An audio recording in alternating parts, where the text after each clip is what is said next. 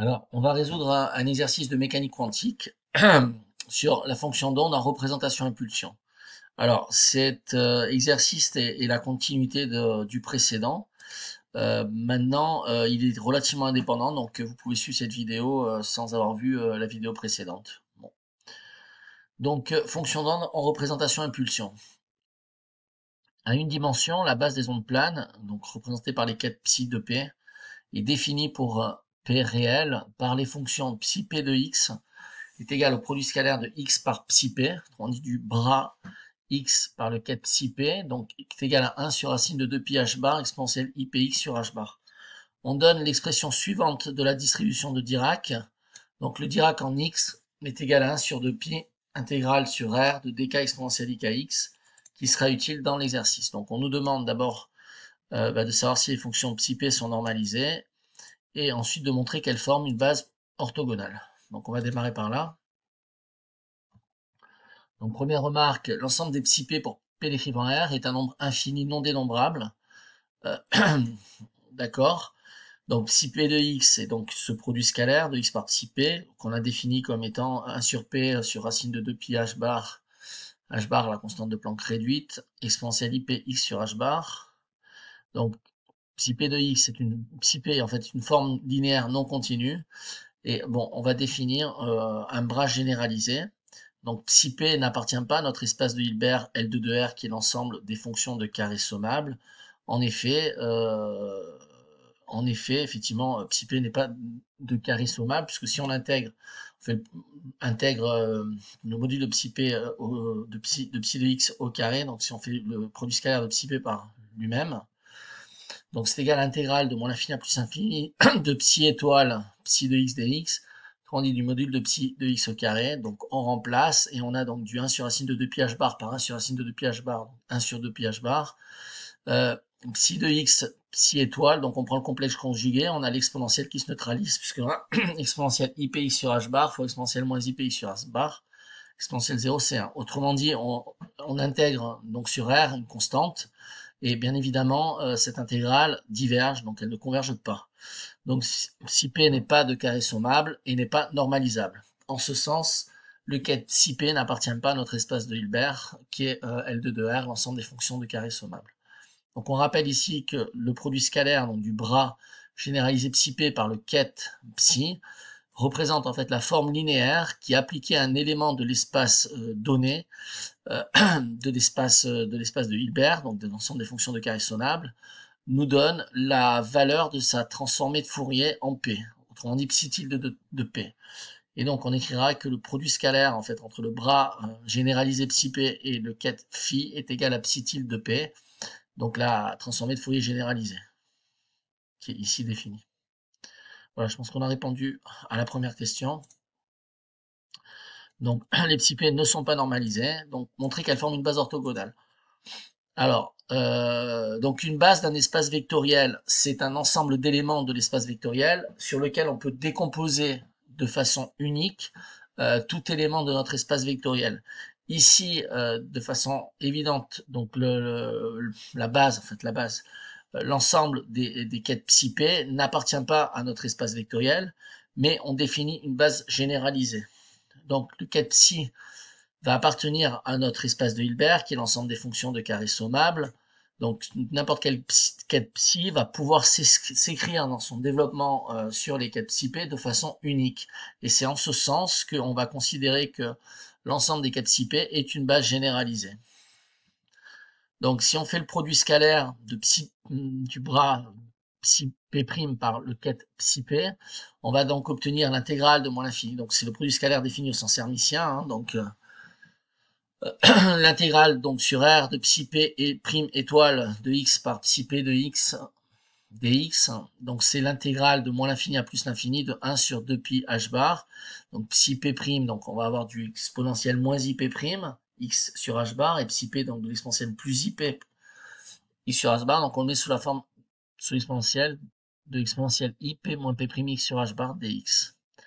Donc un rappel utile ici, on nous dit qu'une représentation de la distribution de Dirac est donnée par ceci, autrement dit le Dirac en x calculé en x est égal à 1 sur 2 pi l'intégrale de moins l'infini à plus l'infini de dk exponentielle ikx. Ici, k est une variable muette d'intégration. Donc, en fait, à un facteur près, le Dirac en x représente la transformée de Fourier de quelle fonction? De la fonction constante qui a x associe 1.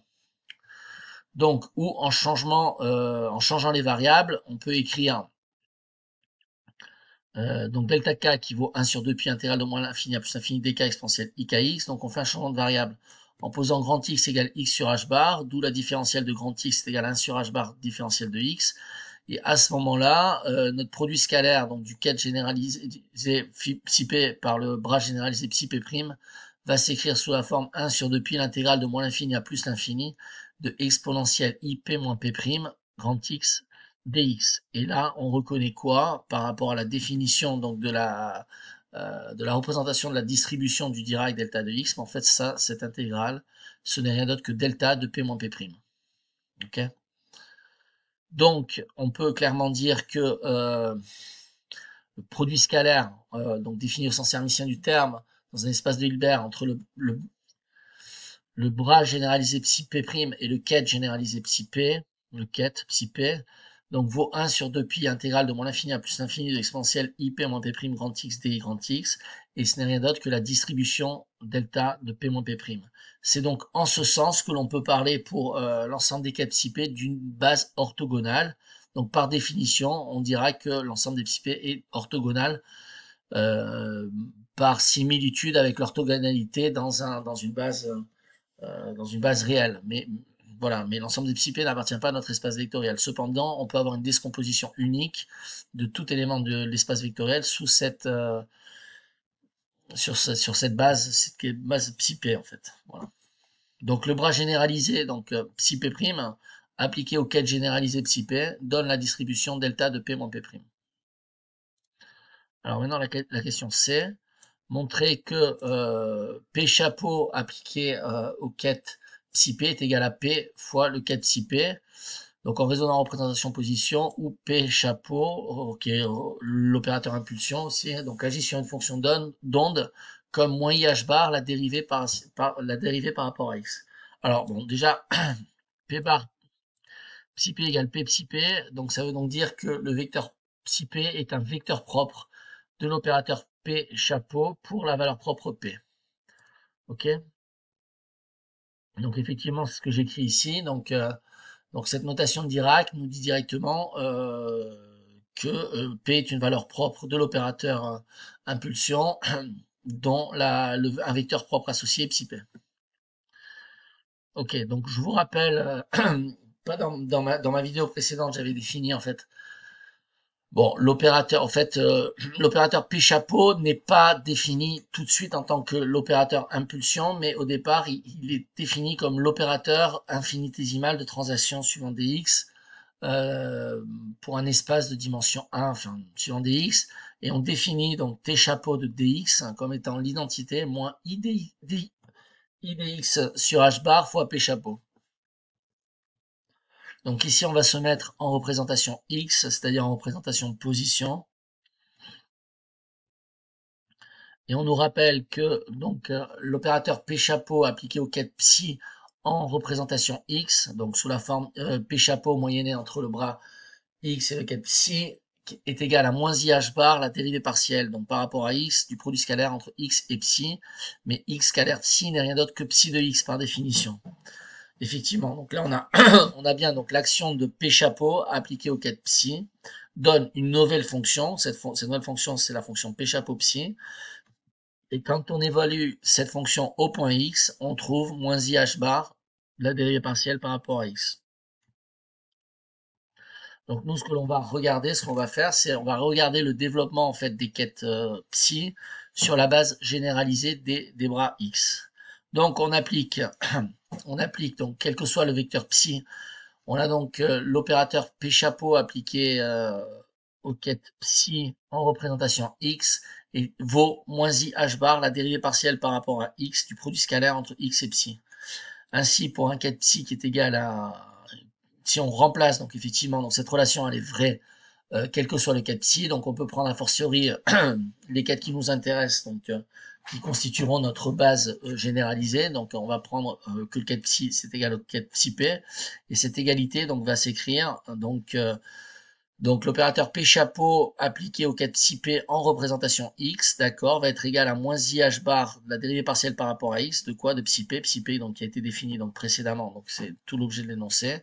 Donc autrement dit, dérivée partielle par rapport à x de 1 sur 2 pi h bar exponentielle ip x sur h bar. Alors, donc pour dériver en fait cette quantité par rapport à x, 1 sur 2 pi h bar c'est une constante, donc elle sort de l'opérateur de dérivation, donc, et les dérivées exponentielles ipx sur h bar par rapport à x, ça nous fait sortir du ip h bar fois l'exponentielle, d'accord? Donc j'ai simplifié ip h bar, donc il y a i carré c'est moins 1, fois moins 1 c'est 1, et h bar, donc IP sur H bar, comme on a du H bar en dessous, enfin, on a du 1 sur racine de H bar, 1 sur H bar se simplifiait, et donc c'est égal à 1 sur racine de 2 pi H bar, P exponentielle IPX sur H bar. Donc ça représente quoi? Ça représente la composante sur le quête généralisé X de l'opérateur psi P. Donc tout simplement, on reconnaît là que c'est égal à P fois X scalaire psi P, d'accord? Puisque psi P on l'a défini, je l'ai défini.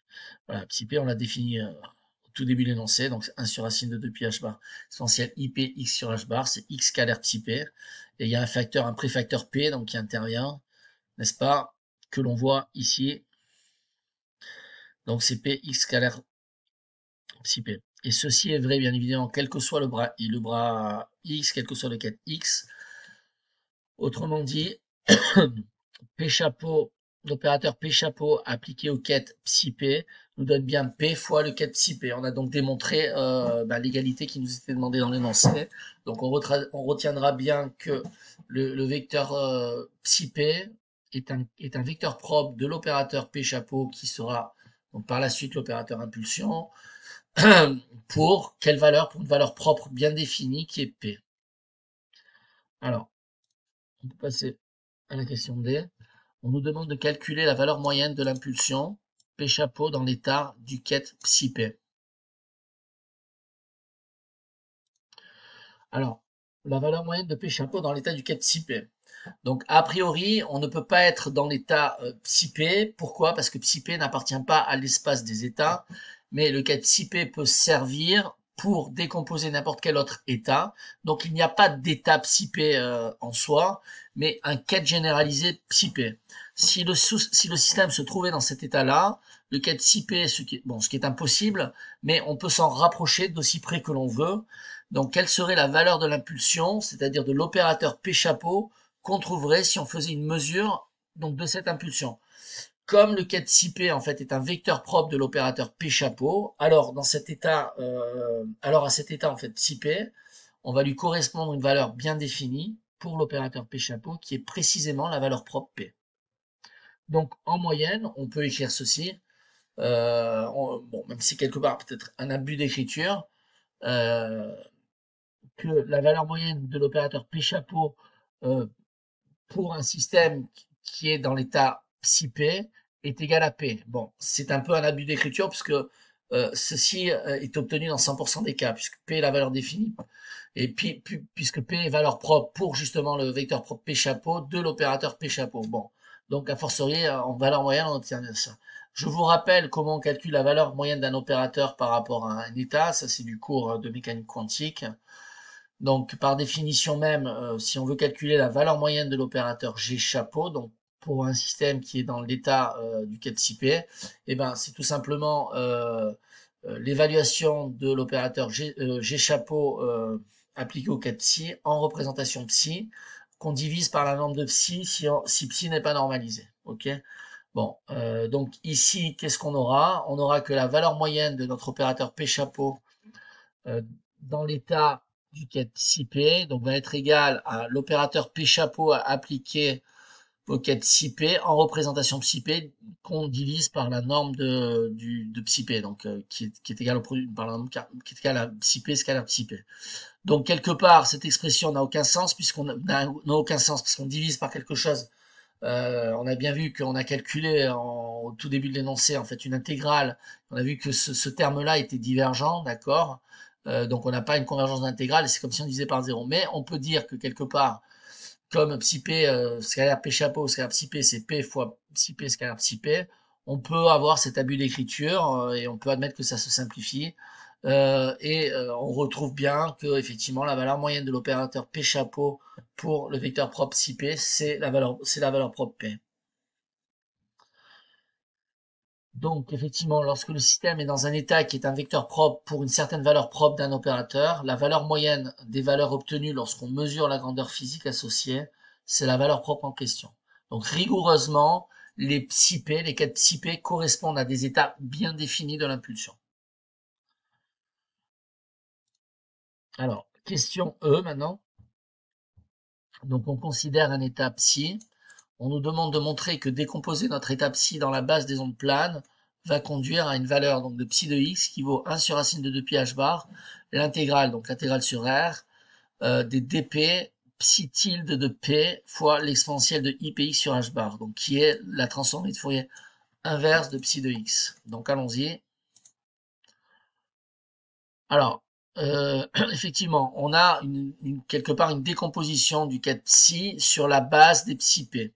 Et on veut montrer donc qu'on a psi de x qui s'écrit sous cette forme-là, qui est en fait rien d'autre que la transformée inverse de psi de x. Bon, mathématiquement, si on veut calculer la transformée inverse de psi de x, on va voir donc psi de x qui vaut 1 sur racine de 2 pi, il n'y a pas le préfacteur h bar, hein, qui est la constante de Planck réduite. Je vous rappelle sa valeur, c'est 10 puissance moins 34 joules seconde. Ici, bon, c'est des maths, mais on fait de la physique, ok, puisqu'on s'intéresse à des ondes, à des paquets d'ondes. Donc, bon, après, il y a une représentation, il y a un outil mathématique qui est là pour appuyer la physique, hein, mais bon, ça reste qu'un outil mathématique au service de la physique. Donc, effectivement, dans la transformée au sens mathématique de Fourier, on n'introduit pas de dimension particulière, il n'y a pas de h bar. Donc de constante de Planck réduite. Donc c'est psi de x qui est la transformée inverse de psi de x. La transformée inverse de psi de x donc est définie comme donc psi de x s'obtient par transformée inverse de psi tilde de p, autrement dit par 1 sur racine de 2 pi. Donc il n'y a pas de h bar. L'intégrale de moins l'infini à plus l'infini des dk psi tilde de p exponentielle i kx.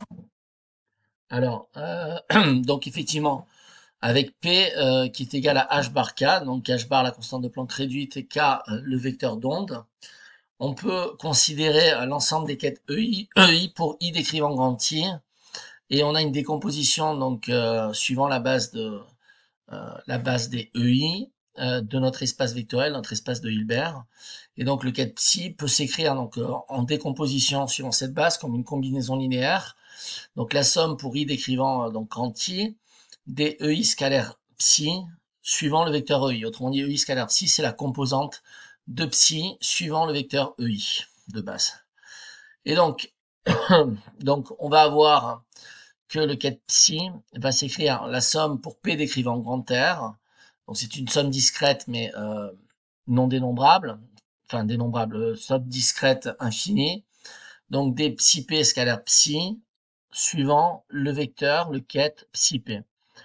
Donc là, qu'est-ce qu'on va faire? On va passer donc d'une sommation discrète, mais dans un espace, je veux dire, décrivant R.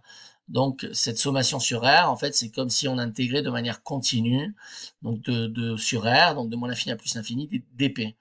D'où, sachant que le produit scalaire entre psi p et psi est égal par définition à psi tilde de p, donc par définition de l'action du bras généralisé, donc psi p sur psi, on va pouvoir écrire que le quête psi va être égal à la somme pour p décrivant R des produits scalaires entre psi p et psi, donc décomposés donc suivant le vecteur psi p, ok. Autrement dit, ça va être égal si on passe en représentation x, d'accord, à l'intégrale de moins l'infini à plus l'infini des dp psi tilde de p exponentielle ip x sur h bar sur racine de 2 pi h bar. Là, on a bien compris que j'ai substitué donc la valeur psi p par psi p de x, dont on connaît la forme généralisée, d'accord, qui est celle-ci. Donc voilà ce que donne la décomposition de psi, en fait, sur la base des psi p. Et donc ceci, c'est quoi? Ça va être l'intégrale de moins l'infini à plus l'infini des dp, psi tilde de p, suivant psi p. Ok? Et ça, c'est rien d'autre que le produit scalaire entre x et psi p. Donc, on obtient par substitution que nécessairement, ben, psi de x doit être égal à 1 sur racine de 2 pi h bar, l'intégrale de moins l'infini à plus l'infini, des dp psi tilde de p, exponentielle ip x sur h bar. Donc, psi p scalaire psi est égal à psi tilde de p. Le bras psi p n'est pas un bras continu, c'est une forme linéaire, ce n'est pas donc un vrai bras. Donc, c'est pas effectivement un vrai quête que l'on obtient. Par contre, donc je vous rappelle que donc faire le produit scalaire de phi par psi, c'est pareil que prendre le complexe conjugué de phi par psi. Donc, et le produit scalaire de phi par lui-même, c'est égal au produit scalaire de conjugué de phi par phi, d'où la norme de phi est réelle, donc appartient à R+. Psi p scalaire psi, donc qui est égal à phi scalaire, donc qui est égal à psi scalaire psi p étoile. Donc psi p scalaire psi est égal à l'intégrale de moins l'infini à plus l'infini de psi étoile de x, phi p de x dx étoile. Donc, donc si on prend donc le complexe conjugué de cette expression, ben en fait le complexe conjugué d'un produit, c'est le produit des complexes conjugués. Donc je fais rentrer mon opérateur complexe conjugué dans l'intégrale, et j'ai donc que c'est égal à l'intégrale de moins l'infini à plus l'infini de psi étoile étoile, et psi étoile étoile c'est psi, fois donc le complexe conjugué, je l'applique à l'opérateur, je l'applique à psi p, donc fois psi p étoile de x dx. Autrement dit, le produit scalaire du bras psi p par le quête psi doit être égal à 1 sur racine de 2 pi h bar, l'intégrale de moins l'infini à plus l'infini de psi de x exponentielle moins ip x sur h bar dx. Et on retrouve bien la définition de la transformée de Fourier de psi au point P. Alors ceci démontre que lorsqu'on écrit en fait le développement du quête psi dans la base des psi p, bon, c'est-à-dire lorsqu'on écrit psi sous la forme intégrale de moins l'infini à plus l'infini des psi p scalaire psi sur psi p, le coefficient en fait du quête psi sur l'ensemble de base généralisé psi p, c'est en fait psi tilde de p. Et en appliquant x à cela, qu'est-ce qu'on obtient? Donc on va obtenir ceci. Donc l'opérateur psi, le cas de psi en fait, c'est psi de x. Et lorsqu'on fait l'intégrale de moins l'infini à plus l'infini, donc de psi p scalaire psi, donc psi p scalaire psi, c'est psi tilde de p sur le quête psi p. Donc ça c'est la décomposition effectivement suivant la base des psi p, une décomposition continue. Et bien le quête psi p donc appliqué à x c'est psi p de x. Voilà. Donc c'est effectivement ce que nous demandait l'énoncé. Alors maintenant on va passer au paquet d'ondes gaussien. Donc il y a une première question préliminaire, bon, qui est une question un peu mathématique, calculatoire. Généralement, bon, c'est assez connu. C'est en fait retrouver, réduire le carré parfait. Donc on va parler des gaussiennes. Bon, je vous dis juste simplement ça sur ma chaîne. J'ai fait toute une vidéo sur la gaussienne qui dure 30 minutes, qui est vraiment très bien faite, qui explique tout sur la gaussienne. Bon, si vous voulez la voir, si vous l'avez pas vue. Ici, on va réduire le carré. Donc on nous demande de montrer que effectivement le résultat, de démontrer le résultat suivant, l'intégrale de moins l'infini à plus l'infini de dx exponentielle moins 1 demi de ax2 plus bx c'est égal à racine de 2 pi sur a fois l'exponentielle de b carré sur 2a. Ceci pour la partie réelle de grand A positif. Voilà. Il faudra que la partie réelle soit positive pour une question de convergence de l'intégrale en fait. Et on nous dit, pour faire le calcul, on complétera donc le carré de l'exponentielle et on nous donne l'intégrale de moins l'infini à plus l'infini de dx exponentielle moins x2 est égal à racine de pi. Encore une fois, ce résultat, je l'ai démontré dans mon calcul sur la gaussienne. Bon, dans ma vidéo sur la gaussienne. Alors, paquet d'ondes gaussien. Donc, on a que le cas de psi, c'est l'intégrale sur R de psi tilde de P suivant le cas de psi P dP. Donc, on peut développer n'importe quel état comme une superposition d'états dite d'onde plane. Donc, ça prend du sens quand on considère l'évolution temporelle. Donc la transformée de Fourier d'une gaussienne est une gaussienne dont on va avoir un développement gaussien non seulement sur la base des psi p, mais aussi sur la base des x. Donc je vous rappelle effectivement une gaussienne qui est en exponentielle moins x0 carré sur 2 sigma 2 avec un écart type, d'accord.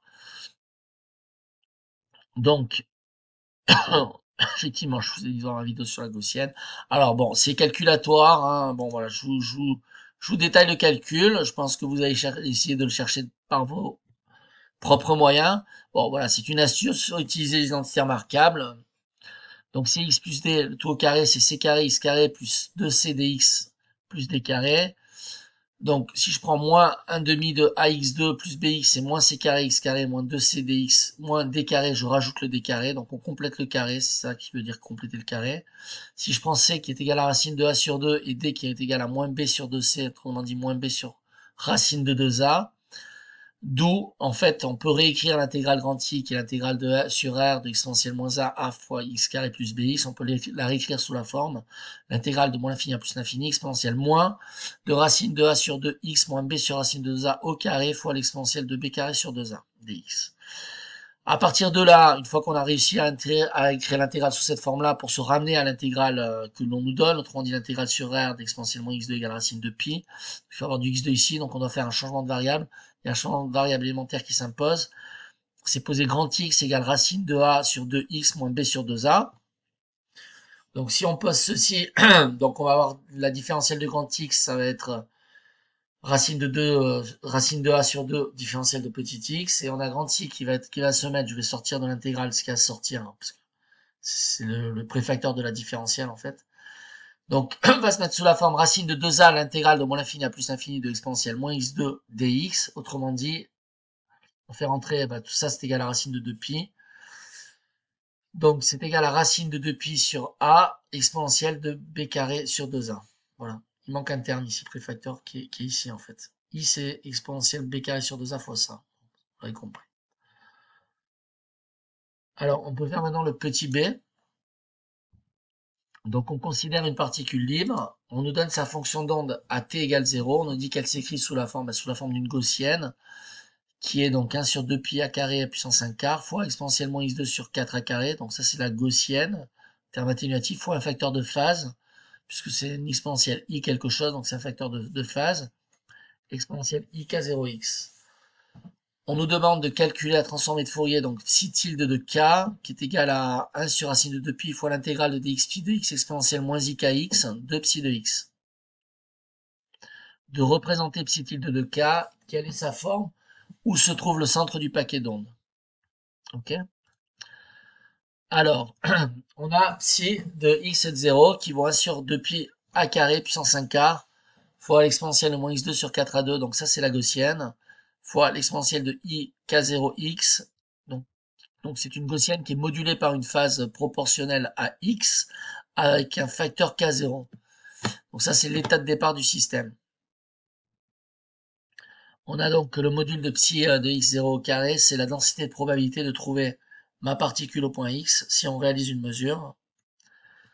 Donc en transformée de Fourier, donc psi tilde de k vaut 1 sur racine de 2pi, l'intégrale de moins l'infini à plus l'infini de dx psi de x exponentielle moins i kx, qui est égal à 1 sur racine de 2pi 1 fois 1 sur 2pi a carré puissance 1 quart, fois l'intégrale de moins l'infini à plus l'infini de exponentielle moins x2 sur 4 a carré, fois exponentielle de i k0 moins k x dx. Voilà, je pense que vous avez fait le calcul de votre côté, c'est ce qu'on obtient. Alors, ici, si on pose grand A qui vaut 1 sur 2 a carré, on a bien la partie réelle donc qui est positive, donc sinon ça convergerait pas. Si on pose grand B qui vaut I fois K0 moins K, donc B est un complexe, il n'y a pas de restriction particulière sur B, on obtient que psi tilde de K va s'écrire donc sous la forme racine de 2A carré sur 2pi A carré puissance 1 quart fois une exponentielle, donc un terme atténuatif, exponentielle moins A carré fois K moins K0 carré. Donc finalement, la transformée de Fourier de ce paquet d'ondes est également une gaussienne. Voilà, c'est ce qu'il y a à retenir. Je l'avais également explicité dans ma vidéo sur la gaussienne, que j'ai fait sur ma chaîne il y a un bon petit moment de ça. Donc la transformée de Fourier d'une gaussienne est une gaussienne. Toujours bon à savoir. Donc la largeur de la nouvelle gaussienne, ça va être 1 sur A. Donc plus la gaussienne originelle est large en X, plus sa transformée de Fourier est étroite. On est dans l'espace d'impulsion et donc inversement. Donc qu'est-ce qu'on a fait? En fait, on a modulé le paquet d'ondes par une phase en exponentielle ik0x, phase linéaire, avec comme coefficient la valeur de k0, où on veut centrer notre distribution. Alors, pour le petit d, on nous donne la forme normalisée d'une gaussienne.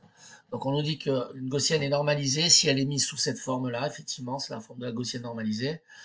On peut voir à vue d'œil l'écart type, c'est sigma. Donc 1 sur racine de 2 pi sigma carré exponentielle moins x2 sur 2 sigma 2. Donc quand elle est exprimée sous cette forme, sa largeur, donc la largeur de la gaussienne est égale à sigma, donc l'écart type. On nous demande de calculer la largeur delta x du module de psi en x est 0 au carré, donc psi de x à l'instant t égale 0 au carré, et la largeur delta k du module carré de psi tilde en k à l'instant 0, ainsi que le produit delta x delta k, et on nous demande quel théorème retrouve-t-on si l'on pose P donc, est égal au produit entre h bar, la constante de Planck, et k, le vecteur d'onde. Alors, donc pour une gaussienne centrée en 0, effectivement, on arrive à lire directement de l'expression de la gaussienne, donc 1 sur 2a racine de 1 sur 2, 1 sur racine de 2 pi à carré exponentiellement x2 sur 2a2. Ici, ce terme, c'est la largeur, et delta x, on peut dire que c'est 1, pour une gaussienne centrée en 0. Maintenant, delta k pour le module carré de psi tilde de k en t égale 0. Donc, on pose, donc on a l'expression de psi tilde de k précédemment, on met tout au carré, et on a donc le module de psi tilde de k en 0 au carré, ça vaut 2a carré sur racine de 2 pi à carré, fois exponentielle moins 2a carré facteur de k moins k0 au carré. Autrement dit, on peut le mettre sous la forme de normalisée, racine de 2a carré sur pi, exponentielle de moins 2a, carré, k moins k0 carré. Donc, forme normalisée, en effet, l'intégrale sur R du module carré de psi tilde de k vaut 1. La gaussienne de départ était normalisée, sa transformée de Fourier est aussi normalisée. Donc, on va avoir delta x qui vaut a et delta k vaut 1 sur 2a. Donc, on a effectivement la transformée de Fourier d'une gaussienne, dans les cas, la largeur est a. On obtient une gaussienne dont la largeur est 1 sur 2a. Donc, on voit bien qu'on a plus la gaussienne originelle est étroite, plus la gaussienne, la transformée de Fourier qui s'obtient de cette gaussienne et a une bande large, et vice versa, si la bande delta x est large, on aura 1 sur 2a qui sera étroit. Alors, quel théorème retrouve-t-on si on pose P, impulsion qui vaut h bar fois k? En fait, on va retrouver la relation d'indétermination de Heisenberg, donc le principe d'incertitude de Heisenberg. La largeur dans l'espace de Fourier est l'inverse de la largeur de l'espace de x. Et donc, si on fait le produit delta x fois delta h, on va avoir a fois 1 sur 2a, ça vaut 1 demi. Autrement dit, si pour P qui est égal à h bar, k, on va avoir delta x fois delta P qui vaut h bar sur 2. Donc, c'est le principe d'Heisenberg. Donc, si on a une incertitude en sigma x sur delta P, sur delta x, on aura une incertitude au mieux en h bar sur 2 fois 1 sur delta P. Si on a voilà, si on a l'incertitude sur delta x, on peut minorer l'incertitude sur delta p et on aura toujours une incertitude. Si on connaît précisément delta p, eh bien il y aura une incertitude sur delta x qui sera minorée par une valeur qui est h bar sur 2 delta p.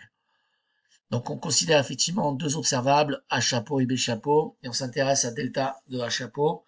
Pour les grandeurs physiques associées à H chapeau et B chapeau, on peut écrire en fait cette égalité en utilisant le commutateur de la mécanique quantique. Donc je vous rappelle, le commutateur de H chapeau, B chapeau, c'est H chapeau, B chapeau, moins B chapeau, H chapeau. Et on aura que delta A, delta B est minoré par le module de la valeur moyenne du commutateur entre A et B sur 2. Donc on peut se retrouver dans un état propre de A et B si les deux opérateurs associés commutent. Non, c'est effectivement cette question. Quel théorème retrouve-t-on en utilisant... Ouais, ok. Donc si les deux opérateurs commutent, on peut trouver une base de vecteurs propres communs.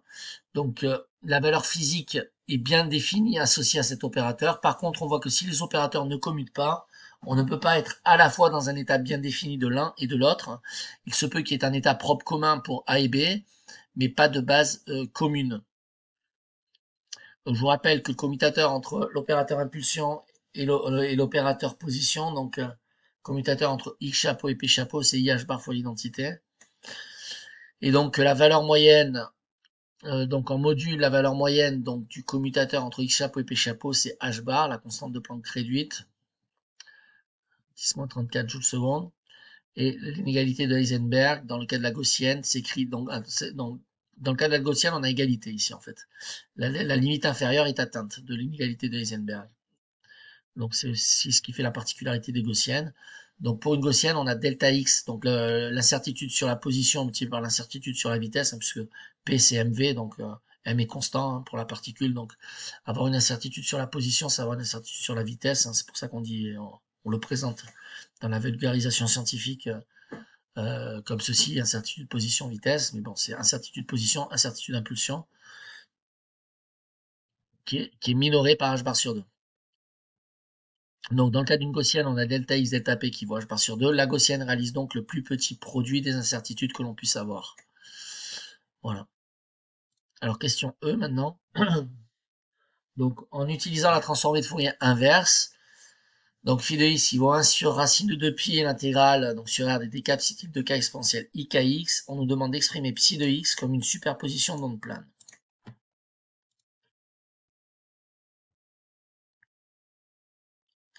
Ok. Bon, on va voir aussi l'autre, on va résoudre aussi l'autre question. Faire une paire de coups. Donc, question F, on s'intéresse maintenant à la dynamique du paquet d'ondes. Pour une particule libre, la relation de dispersion donnée par oméga vaut h bar k2 sur 2m. Justifie rapidement cette relation. Quelle est l'évolution temporelle des ondes planes psi tilde de k et de t? Bon, on va faire E et F, je pense. Alors, psi de x qui vaut donc 1 sur 2pi, on utilise là donc 4 transformés de Fourier.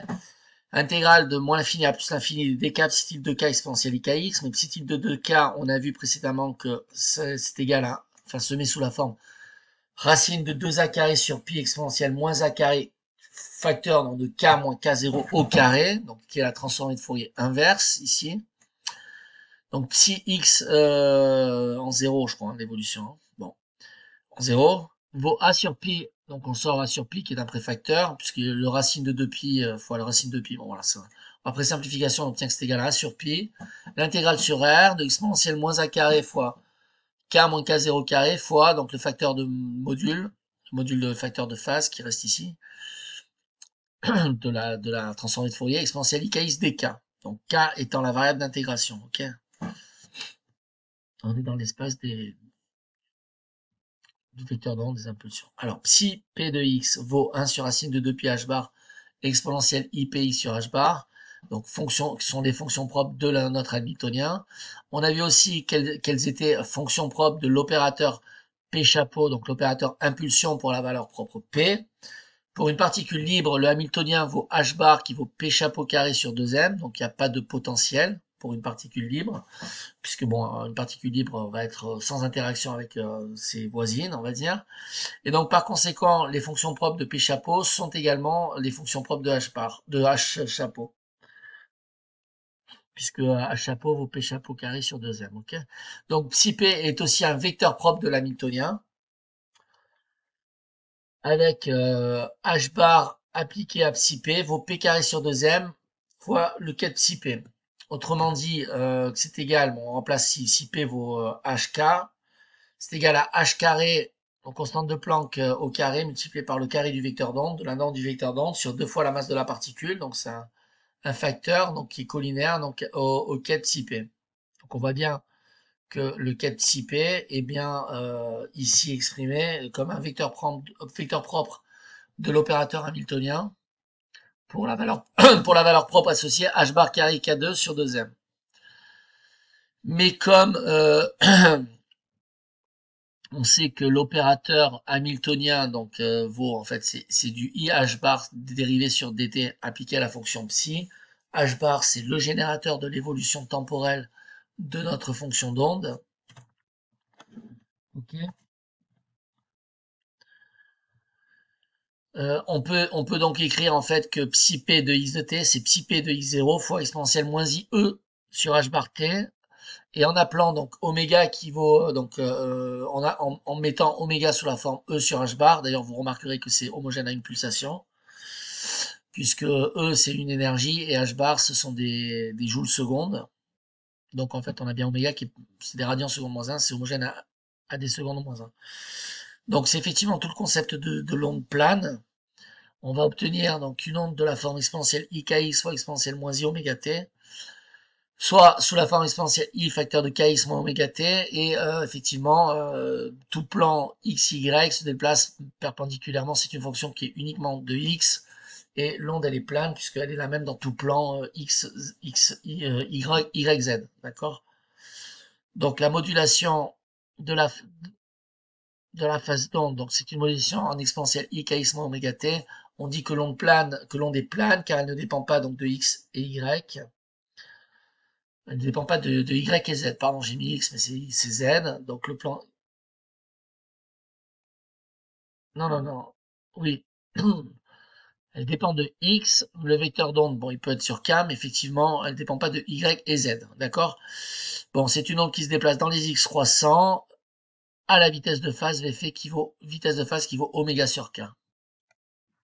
Alors, on va aborder maintenant la dynamique du paquet d'ondes, à proprement parler, et c'est vraiment le cœur de la mécanique quantique. Donc, bon, sur les opérateurs, c'est une partie vraiment très importante. Alors, donc on s'intéresse maintenant à la dynamique du paquet d'ondes pour une particule libre. La relation de dispersion est donnée par oméga vaut h bar k2 sur 2m. Justifiez rapidement cette relation. Quelle est l'évolution temporelle des ondes planes psi-tilde de k et de t? Alors, la relation de dispersion, donc oméga vaut h bar k2 sur 2m. L'opérateur, donc hamiltonien h bar, se met sous la forme p chapeau sur 2m pour des particules libres. Il n'y a pas de potentiel associé. Donc, je vous rappelle qu'on a que l'opérateur hamiltonien h bar, donc appliqué à ma fonction d'onde psi en représentation x, vaut i h bar, la dérivée partielle par rapport au temps de psi de x de t. C'est l'opérateur générateur temporel. Hein, c'est pour ça qu'il s'appelle opérateur générateur temporel. Car h bar appliqué au quai psi, c'est i h bar, la dérivée partielle par rapport au temps du quai psi. En représentation x, on a que p chapeau appliqué à psi en représentation x vaut moins i h bar, la dérivée partielle par rapport à x, de x scalaire psi, mais x scalaire phi, c'est psi de x. Donc si on calcule maintenant p chapeau carré, donc en fait, donc on va avoir du moins i h bar dérivé par rapport à x deux fois. Donc ça va sortir, donc on va avoir du moins i h bar carré, i carré ça vaut moins 1, h bar carré, donc moins 1 ça fait plus 1, donc on va avoir du h bar carré, la dérivée seconde de par rapport à dx2, d'où l'opérateur p chapeau carré appliqué à notre particule psi en représentation x est égal, donc ça découle directement de ça, hein, ok, de moins h bar carré, la dérivée seconde par rapport à x2 de x scalaire phi. On fait rentrer 1 sur 2m dans cette relation scalaire, on peut le faire, hein, c'est une constante, pour pouvoir faire apparaître l'opérateur hamiltonien. Et on a donc que donc P carré chapeau sur 2m, c'est l'opérateur hamiltonien. On a donc que l'opérateur hamiltonien appliqué au quête psi en représentation x va être égal à moins h bar, j'ai oublié un carré ici, vous le mettrez vous-même, parce que c'est h bar carré, il s'est perdu entre là et là. Donc moins h bar carré sur 2m, dérivée seconde par rapport à x2 du produit scalaire entre x et psi. Donc voilà l'équation de Schrödinger de la particule libre, traduite en représentation x, c'est-à-dire que quand on regarde la composante de l'état à l'instant sur lequel généraliser x. Alors maintenant, on va résoudre cette équation, l'équation de Schrödinger. Donc IH bar, la dérivée partielle par rapport au temps de psi de x de t est égale à moins h bar carré sur 2m les secondes de psi sur dx de x de t. On aimerait bien, enfin pour la résoudre, que l'on puisse avoir une fonction d'onde associée de cette forme qui soit solution de notre équation de Schrödinger. Donc en fait, on va injecter dans notre équation de Schrödinger une fonction d'onde de la forme psi de x de t qui vaut k, grand K, K est une constante, hein, c'est une constante, ça n'a rien à voir avec le petit k qui est à l'intérieur du facteur de phase. Et le petit k c'est vecteur d'onde. Donc c'est grand K, bon je l'appelais grand K parce qu'on ne pourrait plus l'appeler d'un autre terme, mais bon c'est grand K, exponentielle i petit kx, donc k, petit kx, k le vecteur d'onde x moins oméga t. Donc, est-ce qu'une onde de cette forme peut être solution? Ben écoutez, on va calculer la dérivée partielle par rapport au temps, la dérivée seconde par rapport à dx2, on va injecter à droite et à gauche, on va voir et on va voir ce qui sort. Donc, si je calcule la dérivée partielle de psi par rapport au temps pour une fonction d'onde de cette forme, ben écoutez, on va avoir, on va dériver par autant l'exponentielle i moins i oméga t, donc il va nous sortir de i oméga t fois l'exponentielle. Donc je vais multiplier par IH bar maintenant pour pouvoir avoir le membre gauche, pour avoir le membre gauche de l'expression de l'équation de Schrödinger. Et donc on va avoir IH bar, la dérivée partielle de psi par rapport au temps, qui vaut moins k fois i carré fois oméga 2. Putain, j'ai oublié encore un oméga là ou quoi? Non, pardon, j'ai pas oublié d'oméga du tout. On multiplie par IH bar, on multiplie par IH bar oméga. Donc on multiplie par IH bar, donc c'est moins k i carré oméga fois h bar. D'accord, je l'ai mis ici le h bar, j'aurais pu le mettre avant. Ça n'a pas d'importance, tout ça c'est des scalaires, c'est des complexes, donc ça commute. Exponentielle i de kx moins oméga t. Vous fermerez la parenthèse que j'ai oublié ici. Ok. Maintenant qu'on a calculé la dérivée temporelle, on va calculer la dérivée spatiale, même la dérivée seconde. Donc on va faire d'abord la dérivée première, on va dériver une première fois. Donc quand on dérive une première fois une fonction d'onde psi de cette nature-là, par rapport à x, on a du exponentiel ikx, donc il va nous sortir du ik fois l'exponentielle. Donc on a du ik grand k exponentiel ikx moins oméga t. On effectue une deuxième dérivation spatiale, et donc il va nous sortir du ik une deuxième fois. Donc on a la dérive seconde de psi par rapport à dx2 qui vaut ik le tout carré. Donc ik carré, ça va faire moins k carré, car i2 c'est moins 1, fois k exponentielle ikx moins oméga t. D'accord? Donc maintenant, on a un membre à gauche, un membre à droite. Le membre à droite, il faut le multiplier par moins h bar carré sur 2m, qui est la constante avant la dérivée seconde de psi sur dx2, et on va passer tout ça à la moulinette et on va voir ce qui se passe.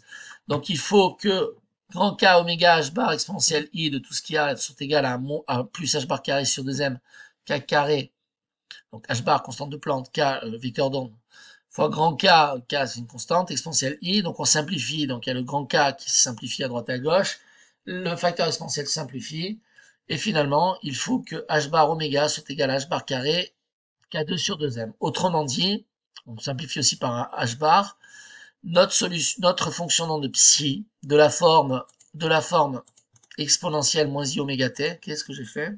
Ok, voilà, ça marche. De notre fonction d'onde psi de la forme exponentielle i kx moins oméga t et peut effectivement être solution de l'équation de Schrödinger à l'unique condition que une telle onde et sa pulsation oméga liée, on va dire, à son vecteur d'onde k à travers oméga égale h bar sur 2m fois k au carré. Ok, h bar la constante de Planck, k c'est le module du vecteur d'onde, l c'est la masse considérée, on va dire, de notre particule, la masse de l'électron, max de, voilà. Donc ces fonctions psi de x est 0, la forme a sur pi intégrale de moins l'infini à plus l'infini exponentielle moins a carré facteur de k moins k0 carré exponentielle ikx dk sont des fonctions propres pour la valeur propre du hamiltonien E égale à h bar oméga.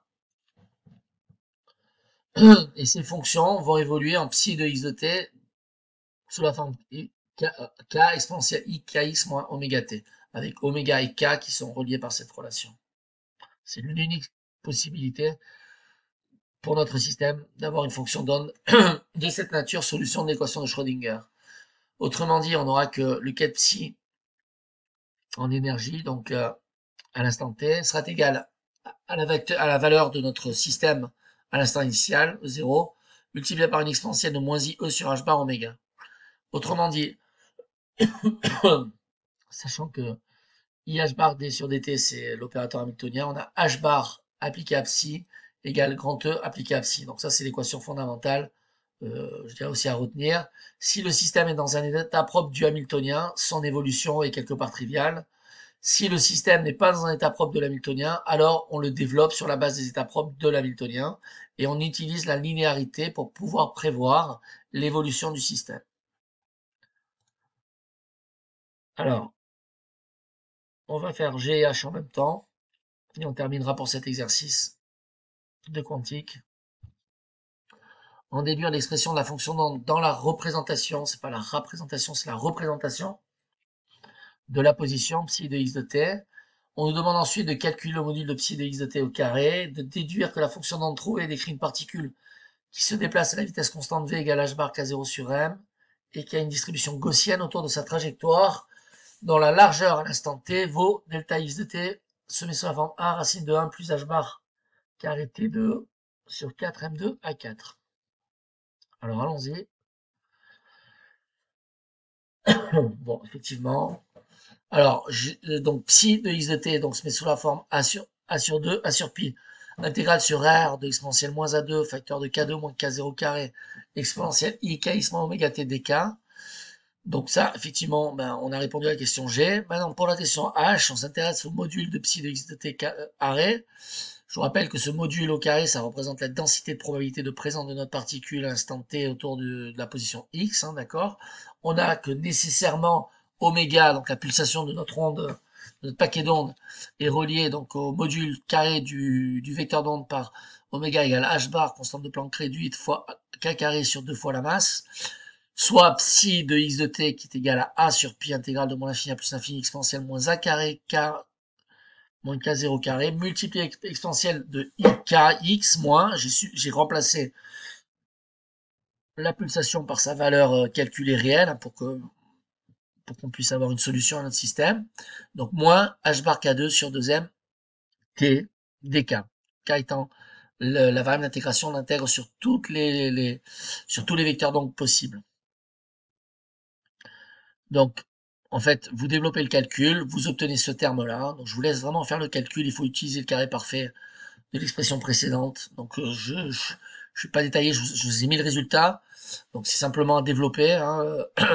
Donc, un peu de mathématiques de calculatoire. C'est du calculatoire. Donc, on a psi de x de t qui se met sous cette forme-là. Ok. Cette forme-là, je l'ai appelée le terme quanta, exponentielle moins 1,5, 2a2 plus i h bar t sur m. J'appelle grand B le terme 2a2, k2 plus i h plus i sur k. Bon, et on utilise en fait la première partie qui nous permet de déterminer cette intégrale. Cette intégrale va se mettre sur la forme. Alors effectivement, je fais un peu de pub. J'ai fait une vidéo sur la gaussienne. Regardez-la, elle est vraiment très bien faite, vraiment. Elle explique tout sur la gaussienne. Je ferai un bon résumé, je pense. Et vous saurez calculer cette intégrale comme ça. Donc, j'ai fait les calculs. Finalement, je vous laisse les faire. Bien que vous fassiez quelque chose aussi. Euh, C'était de l'humour. Donc, le module de psi de x de t au carré, c'est égal au produit donc d'un préfacteur au carré fois l'exponentielle de 2 fois la partie réelle de f de x. D'accord. F de x se met sous la forme k' exponentielle moins x0 carré sur 2c carré ct, avec x0 de t h bar k0 sur mt. Donc, en fait, x0 de t peut se mettre sous la forme v0t, où v0, on voit que c'est quelque part une vitesse de déplacement de notre onde, hein, h bar k0 sur m, p0 sur m, où le k0 était le k0 précédent, où était centré notre gaussienne dans l'espace impulsion.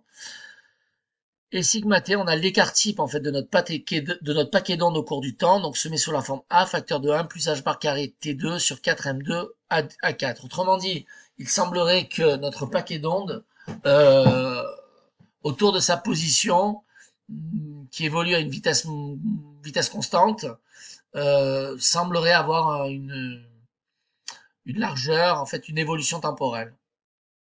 Donc globalement, le paquet d'ondes gaussien qui se déplace à vitesse constante, c'est-à-dire qui correspond à sa moyenne dans l'espace de distribution sur les impulsions, la distribution s'étale en x et se recentre en p. Donc pour la largeur, le paquet d'ondes s'étale et on a sigma de t qui s'écrit sous cette forme. On retrouve bien que pour t égale 0, vous substituez et vous obtenez que sigma de 0 c'est a. Et sigma t, ben on fait un développement limité, on peut le mettre en fait sous la forme a racine de 1 plus t2 sur t0 carré, où t0 vaut 2ma sur h bar. Pour petit t très inférieur à t0, donc t0 ça serait peut-être quelque part un temps caractéristique, temps propre du système. On ne voit pas que l'étalement, on ne voit pas l'étalement du paquet d'ondes, effectivement, puisque pour t très petit devant t0, ben, le sigma de t c'est sensiblement égal à a, donc il n'y a pas d'étalement du paquet d'ondes pour un temps inférieur au temps caractéristique de notre paquet d'ondes. Maintenant, je vais développer donc ce terme-là au premier ordre, enfin un développement limité de 1 de 1 plus x à puissance 1 demi au premier ordre, et on obtient que sigma de t au premier ordre peut se mettre sous la forme a facteur de 1 plus 1 demi de t2 sur t0 carré plus un petit taux de t sur t0. Donc ça bouge pas vraiment non plus au premier ordre, mais dès que t devient comparable à t0, alors non seulement ça s'éloigne, mais ça s'élargit assez vite puisqu'on a du t au carré. Donc un élargissement a priori parabolique, voilà. Je suis pas sûr que c'est une parabole, en fait je crois qu'il doit y avoir une asymptote, mais c'est parabolique au début. Donc l'évolution de Sigma par rapport au T. Alors maintenant, on va faire quelque chose qui est intéressant, c'est une application numérique hein, pour voir bah, comment ça a évolué au cours du temps. On va prendre par exemple un objet macroscopique. Donc on va prendre A qui vaut 1 micromètre, 10 puissance moins 6 mètres, une masse de 10 puissance moins 3 kg, 1 gramme. Et on se pose la question pendant combien de temps peut-on considérer que ça ne bouge pas, que l'onde est bien localisée à sa position. Mais on calcule T0, hein. T0 est donné ici par 2ma sur h bar. Donc on va avoir T0, on va avoir 2 fois 10 moins 3, la masse, fois, fois A carré, donc T2 c'est du 10 moins 12 sur h bar, la constante de Planck réduite, ça vaut 10 moins 34 joules seconde. Et bien on obtient que c'est égal à 2 puissance 19 secondes. Bah, T0 faut 10 puissance, bah, ça c'est dû au fait que en fait, h bar est très petit, la constante de Planck. Donc T0 de puissance 12 années, bah, c'est plus grand que l'âge de l'univers. Donc même une particule de 1 gramme qui serait localisée à 1 micron cesse d'être localisée à 1 micron en fait au bout d'un temps qui est plus long que l'âge de l'univers. Donc ça se voit jamais. Maintenant pour un électron qui est localisé à 1 micromètre, on va voir A qui vaut 10 puissance moins 6 mètres. Masse de l'électron qui vaut 9, 10 moins 31, on va l'approximer à 10 puissance moins 30 kg. On va avoir un temps T0, si vous le calculez, de 2 10 moins 42 sur 10 moins 34, on dit de 2 10 moins 8 secondes. Donc pour une particule microscopique, on peut vraiment pas considérer qu'elle est localisée, puisque si vous la localisez à un instant donné, à un temps propre qui est de 10 puissance moins 8 secondes après, elle est carrément pas localisée à l'endroit où vous pensez qu'elle était. Bon, voilà, c'est ce qu'il y a à dire. Donc on peut localiser une particule, mais à l'instant t plus dt infinitésimal, donc 10 moins 8, elle sera pas du tout au même endroit. Bon, voilà pour cet exercice sur le paquet d'ondes gaussien, en gros.